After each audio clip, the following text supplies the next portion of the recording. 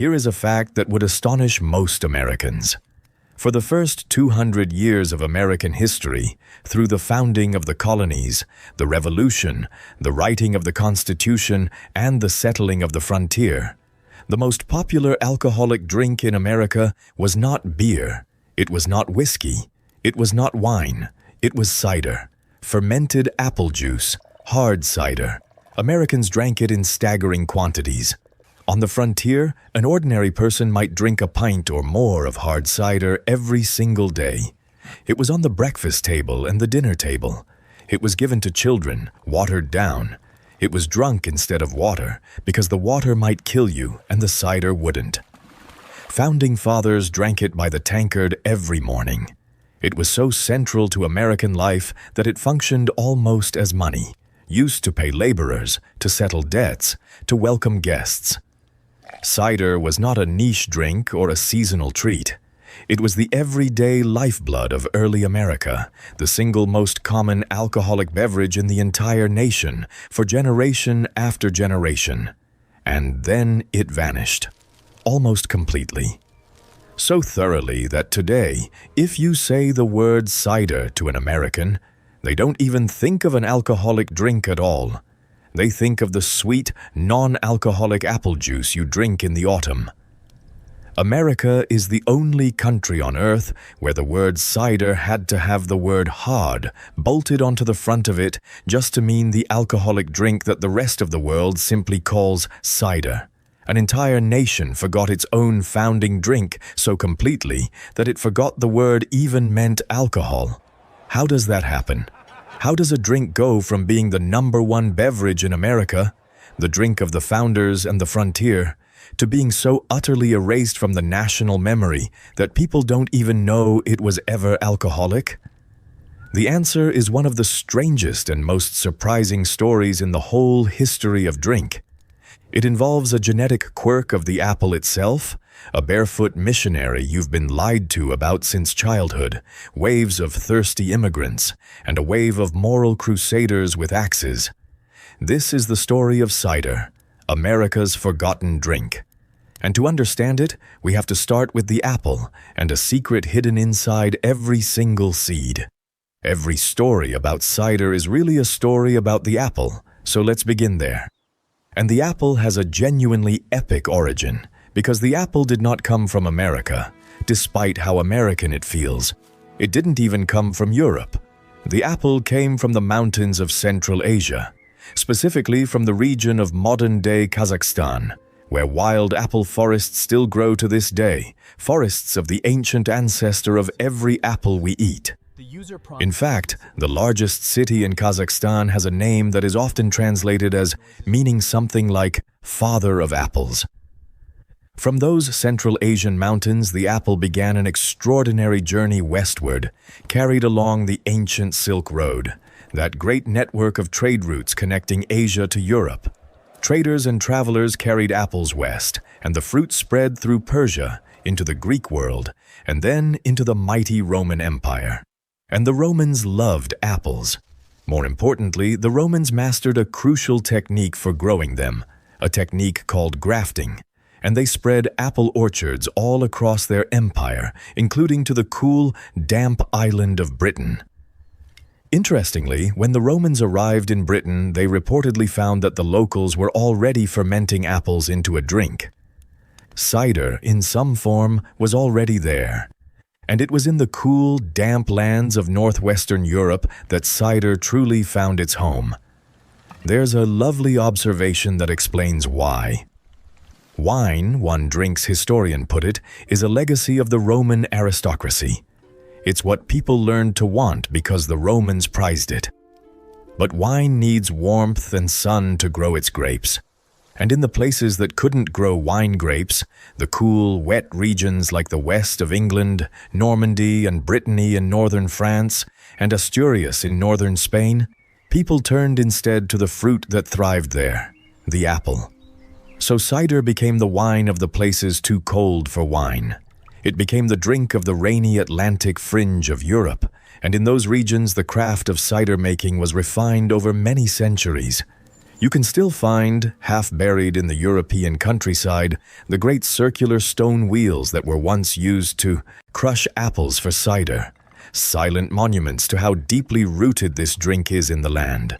And the way cider is made is beautifully, elegantly simple, simpler than almost any other drink we've covered. You don't need to malt grain like beer or distill anything or age it for years. You simply take apples, crush them, and press out the juice. Then you let the juice ferment. The natural yeasts, either wild ones on the apple skins or added cultivated ones, eat the fruit's natural sugars and turn them into alcohol over a few weeks. And that's essentially it. You have cider.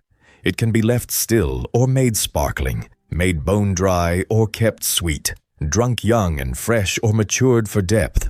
The apple does almost all the work. The fruit's own sugar becomes the alcohol, and the apple's own character, sharp, sweet, bitter, tannic, flows straight through into the glass. It is, in a sense, just apples transformed, which is exactly why the quality of the apples matters so much, and why that genetic lottery of the seed shaped everything. Now, that word I just mentioned, grafting, is the single most important concept in this entire episode, so I need you to understand it, because it's the secret at the heart of the whole cider story. And it comes down to a very strange fact about apples. If you take a seed from the most delicious apple you have ever eaten, a perfect, sweet, crisp apple, and you plant that seed and grow a tree from it, the apples that tree produces will almost certainly be nothing like the apple the seed came from. In fact, they'll probably be small, sour, harsh, and unpleasant to eat.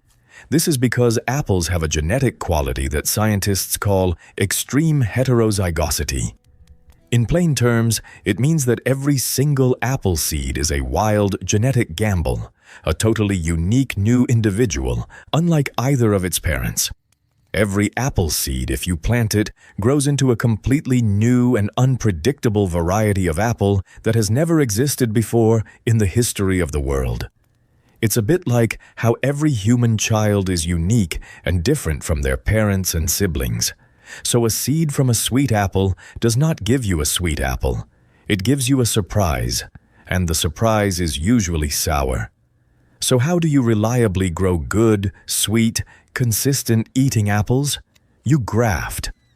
Grafting means taking a cutting, a little branch, from a tree that produces good apples and physically joining it onto the trunk or roots of another tree so that it grows as a clone, producing the exact same apples as the tree it came from. Every Granny Smith apple in the world, every Gala, every Honeycrisp comes from trees that were grafted, cloned from one original tree. Without grafting, there are no reliable eating apples. There is only the endless sour lottery of the seed. And here's why this matters so enormously for our story. Because when Europeans came to America, they mostly could not rely on grafting. And that single fact turned America into a nation of cider drinkers. When the first English settlers came to America in the 1600s, they brought apple trees and cuttings with them from the old country. They're good, established, sweet European eating varieties. But those European apples struggled badly in the New World. The soil was different, the climate was harsher, and the delicate grafted European varieties floundered and often failed. And the settlers, scratching out a living on a wild frontier, frequently lacked the skilled labor and the time to maintain carefully grafted orchards. So they did the easy thing. They planted apples from seed. And as we now know, apples from seed don't give you nice eating apples. They give you that wild genetic lottery, a whole population of new, random, unpredictable apple varieties, most of them too sour and harsh to enjoy eating raw. The colonists called these harsh apples spitters, because that's what you did after you bit into one. But here's the thing. Those sour, harsh, seedling spitter apples that were no good for eating were absolutely perfect for one thing: making cider. When you ferment them, all that sharp, tannic, acidic character makes a complex, delicious, refreshing hard cider. So America, almost by accident, became a land absolutely covered in cider apples. Every farm grew apples from seed, every farm had sour spitters, and every farm made cider. It became the natural, obvious, universal drink of the American colonies. And it filled a desperate need, the same need we've seen drive drink after drink on this channel: safe hydration. The water in early America, especially near settlements, could carry deadly diseases.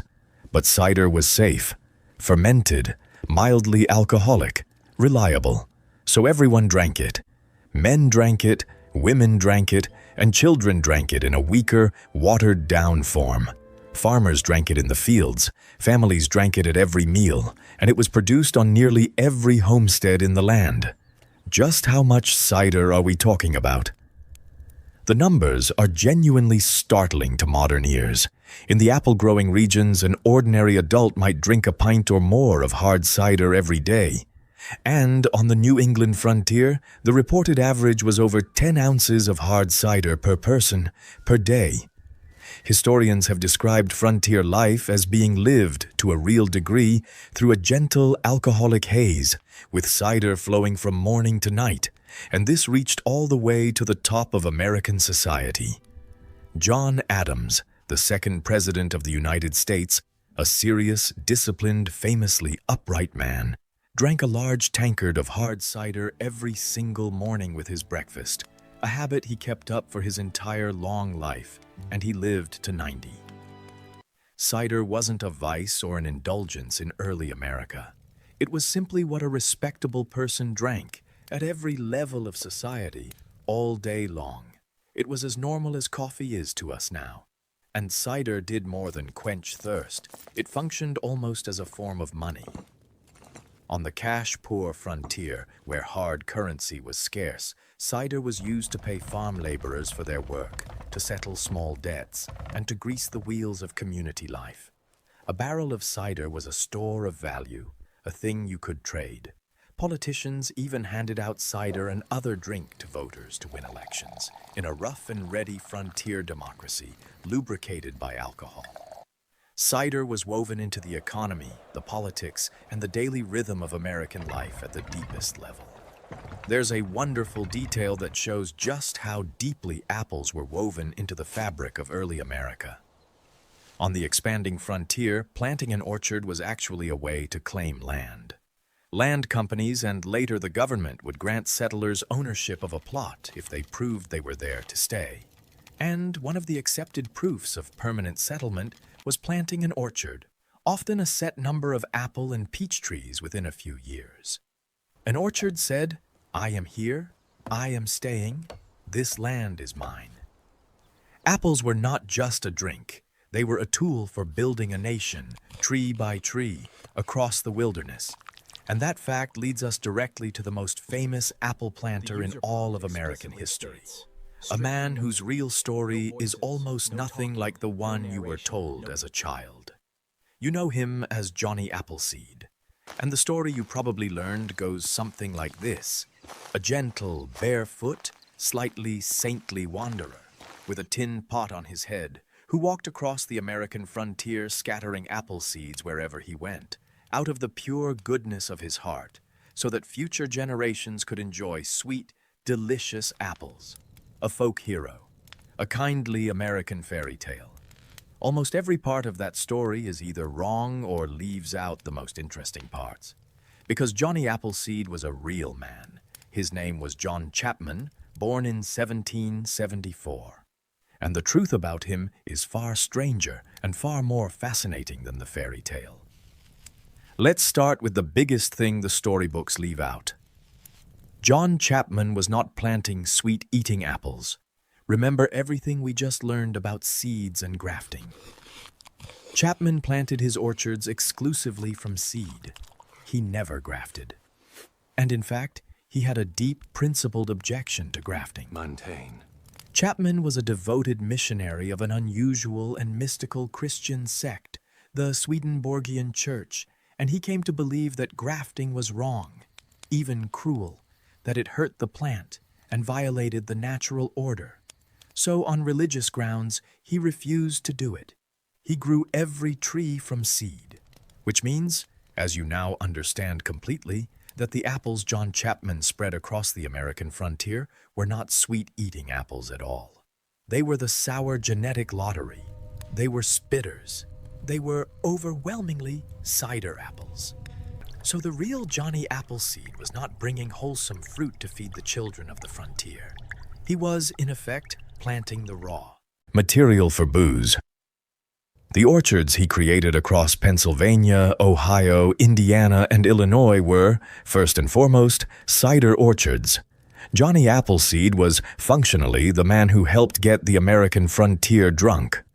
One writer called him the godfather of American hard cider, and that's much closer to the truth than the barefoot saint of the storybooks. And he wasn't a random wanderer aimlessly scattering seeds either. John Chapman was a shrewd and deliberate businessman. He understood the land claim system perfectly, that settlers needed orchards to secure their land. So he worked ahead of the frontier. He would travel to the edge of settlement, into land that pioneers were about to move into, and he would plant nurseries of young apple trees in advance. Then, when the settlers arrived, needing trees to plant their claim-securing orchards, Chapman was already there, with young trees ready to sell them. He was running a frontier nursery business, and a clever one. He owned nurseries across multiple states and was, by the standards of the frontier, a substantial landholder. But here's what's lovely. The affectionate part of the legend isn't entirely wrong either. By all accounts, John Chapman genuinely was a gentle, deeply eccentric, deeply spiritual man. He really did walk enormous distances, often barefoot, in ragged, cast-off clothes.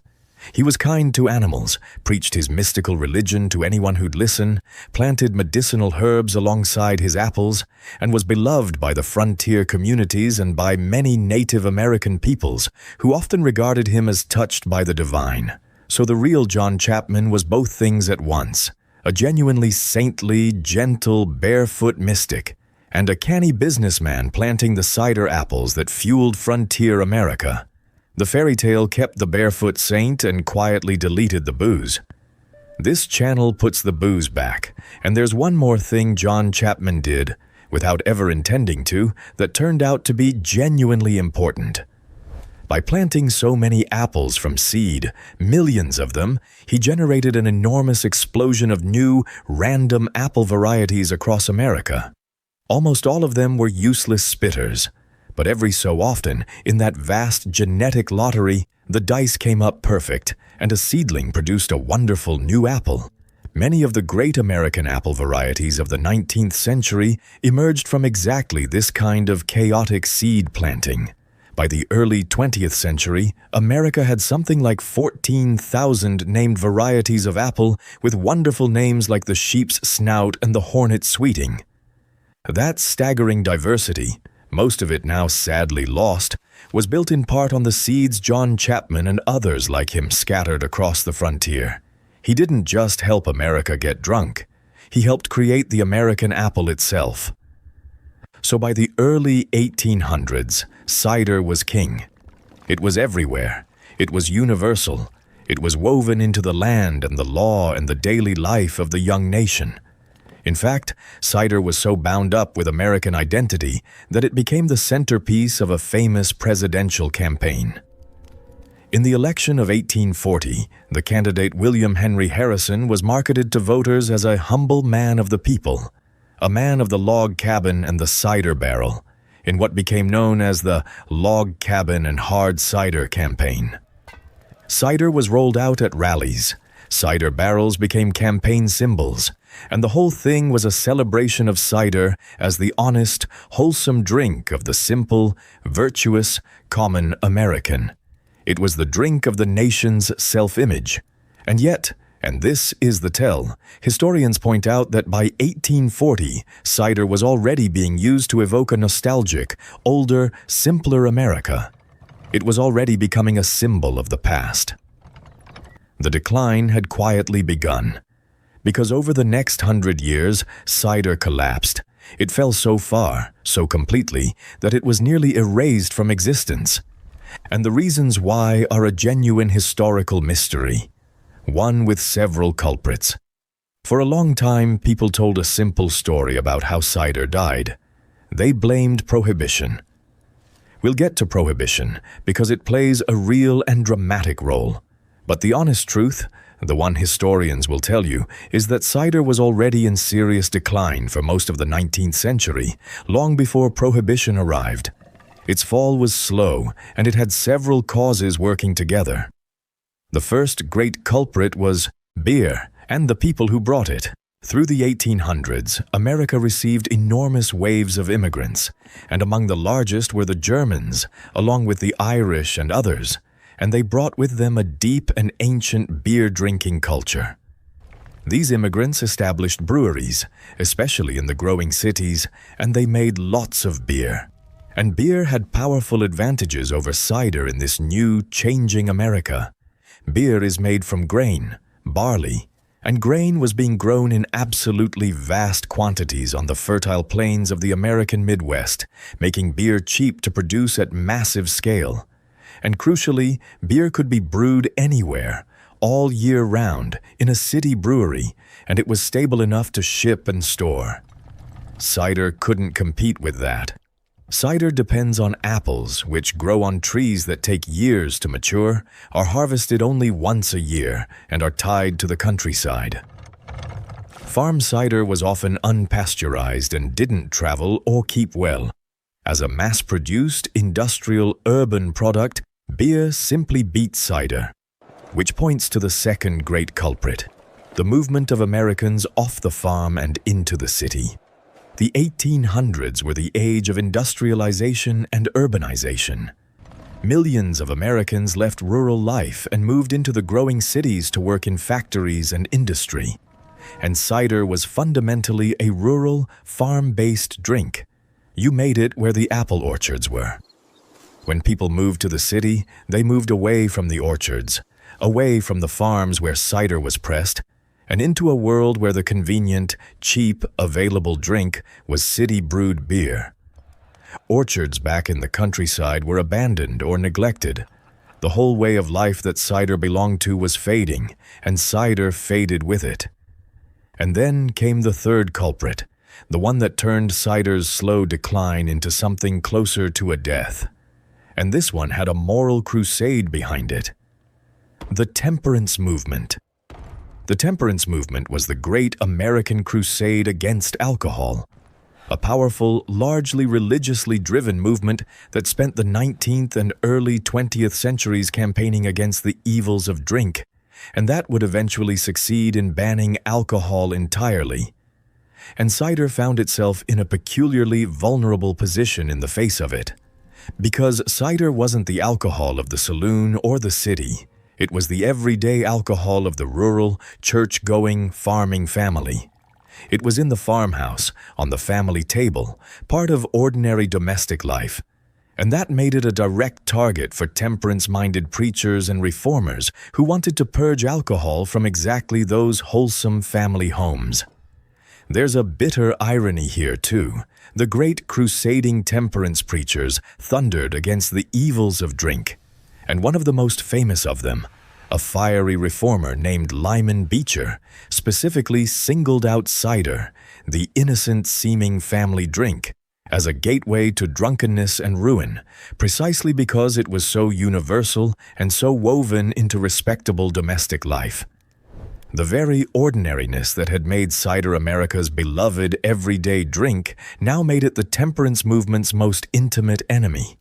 The alcohol hiding in plain sight in every good Christian home. Many devout, church-going farmers, the very backbone of rural America, were persuaded by the temperance message to give up cider. And some of them did something drastic. They cut down their own cider apple orchards, or replanted them with sweet-eating apples instead, turning away from the drink their families had made for generations. To a temperance farmer, the cider orchard was a source of sin, and the axe was a way to cleanse it. And then, in 1920, the temperance movement achieved its ultimate goal: prohibition. Alcohol was banned across the entire United States. And this was the final blow for cider. Now, here I have to be carefully honest with you, because there's a dramatic story that gets told. The image of temperance fanatics storming across the countryside with axes, chopping down and burning America's apple orchards in a frenzy of righteous destruction. It's a vivid, powerful image, and it's largely a myth, or at least greatly exaggerated. There's little evidence of some massive, coordinated campaign of orchard destruction. What really happened was quieter and slower. With cider illegal and beer and other drinks dominant, cider apples simply had no market anymore. Farmers stopped planting them. Existing cider orchards were gradually abandoned or cut down over time, or replanted with sweet-eating apples that could be sold as fruit. So it wasn't so much a dramatic massacre as a slow, market-driven disappearance. But the end result was the same. Across America, the old cider apple varieties were uprooted and replaced, or simply left to die, and the knowledge and habit of cider making faded away. There's a fascinating footnote here, one of the great marketing pivots in history. America's apple growers, faced with prohibition destroying the market for their cider apples, needed a way to survive. If people couldn't drink apples anymore, they'd have to eat them. So the apple industry launched a campaign to reinvent the apple as a wholesome, healthy family food. And it's widely believed that this is when the famous slogan was popularized: "An apple a day keeps the doctor away." That cheerful, healthy phrase was, in part, a survival strategy. An industry desperately rebranding its product from the raw material of booze into a symbol of clean, wholesome, all-American health. The sweet-eating apple you know today, the shiny red fruit in the supermarket, is in a real sense a product of prohibition, the variety that survived because the cider apple was killed off. And so, by the time prohibition ended in 1933, cider was gone. Not just banned, but forgotten. The orchards were replanted with eating apples, the cider-making tradition was broken, and a whole generation grew up never tasting hard cider. And in a final, strange twist, the word itself changed meaning. With no alcoholic cider around anymore, Americans began using the word cider to mean the fresh, unfermented apple juice pressed in the autumn. And that's why, to this day, America is the one country in the world where you have to say hard cider to mean the real thing. A permanent linguistic scar left by prohibition, a reminder of the drink America forgot it ever had. But this story has a happy ending, because cider, America's forgotten founding drink, has come roaring back. Over the past couple of decades, hard cider has undergone a genuine renaissance in America, riding the same wave of craft and artisanal enthusiasm that revived craft beer. A new generation of cider makers has rediscovered the drink, and they've gone digging into history to do it, hunting down the old, nearly lost heirloom apple varieties, the descendants of those wild frontier spitters, and using them to make complex, sophisticated, delicious ciders. There are now hundreds upon hundreds of craft cideries across the United States, making everything from bone-dry traditional ciders to sparkling modern ones, flavored with hops and fruit and spices. And there's something quietly heroic about part of this revival. Remember that America once had something like 14,000 named varieties of apple, and that the vast majority of them, those bitter, tannic, characterful cider apples with names like the sheep's snout and the hornet sweeting, were lost when the orchards were uprooted, leaving us today with only around 100 commercial varieties, mostly bland, sweet-eating apples. Well, a dedicated movement of cider makers and apple enthusiasts has been hunting down the survivors, searching out ancient, forgotten trees still standing in overgrown fields, on abandoned farmsteads, in the corners of old properties, sometimes the last living example of a variety thought extinct. They take cuttings, they graft them, they bring these lost apples back from the very edge of oblivion, and they use them to make cider the way it was truly meant to be made. It's a kind of living archaeology, resurrecting not just a drink, but the very fruit that drink was built on, one rescued tree at a time. Americans are rediscovering, with a kind of delighted surprise, that this drink they thought of as sweet autumn juice is actually a rich, ancient alcoholic tradition, their own tradition, the drink of their founders, coming home at last. And it's worth remembering that while America forgot cider, much of the rest of the world never did. In the west of England, they never stopped making rustic, still dry farmhouse cider, sometimes called scrumpy, strong and cloudy, and utterly traditional. In fact, England remains the greatest cider nation on earth, drinking more of it per person than anywhere else. In Normandy and Brittany in northern France, they make their own fine cider, Cider, in regions too cool for wine grapes, exactly as they have for centuries. And in the Asturias region of northern Spain, they have one of the most joyful cider traditions in the world, pouring their sharp, still cider called sidra from a bottle held high above the head, splashing it down into the glass from a great height to aerate it, in a ritual that's as much a performance as a way of serving a drink. All around the cooler edges of the world where grapes wouldn't grow, cider quietly remained what it had always been, a beloved, everyday traditional drink. It was mainly America, the country that had once loved cider most of all, that managed to forget it so completely. Think about the full journey of that glass of cider. It began with a wild apple in the mountains of Kazakhstan, carried west along the Silk Road, spread across Europe by the Romans, and made into a drink wherever the climate was too cool for wine.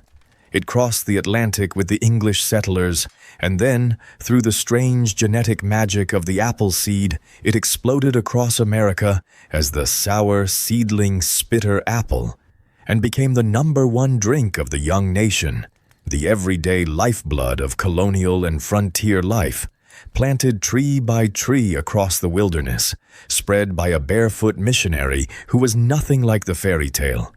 And then it fell, undone by beer and immigrants and cities and moral crusaders and finally prohibition, until it was so thoroughly erased that Americans forgot the word had ever meant alcohol at all. And now, at last, it's coming back. There's something genuinely moving about cider's story, and it's this: cider is a drink that America forgot it loved. Almost every other drink we've explored on this channel has an unbroken thread running through history. But cider's thread was cut, deliberately, by law and by axe and by moral crusade. And an entire nation lost the memory of its own founding drink so completely that it had to rediscover it, generations later, like an archaeologist digging up something precious that had been buried and lost. When you drink a hard cider today in America, you're not just drinking a trendy craft beverage. You're drinking the resurrected ghost of the drink the Founding Fathers drank every morning, the drink of the frontier, the true original American beverage brought back from the dead. The next time you raise a glass of cider, remember what you're really holding: the genetic lottery of the Appleseed, the sour spitters of the frontier, the real story of Johnny Appleseed, and the memory of a drink that a whole nation forgot, and then, thankfully, remembered. Not bad for a glass of fermented apple juice. If you found that as fascinating as I did, subscribe, because on this channel, we tell the true sweeping story behind one drink like this every single week, and cider is only the beginning. And do me a favor. Drop a comment and tell me which part of cider's history surprised you the most. That cider, not beer or whiskey, was America's #1 drink for 200 years. That the real Johnny Appleseed was planting cider apples for booze rather than sweet apples to eat. Or that prohibition is the reason Americans have to say hard cider when the rest of the world just says cider.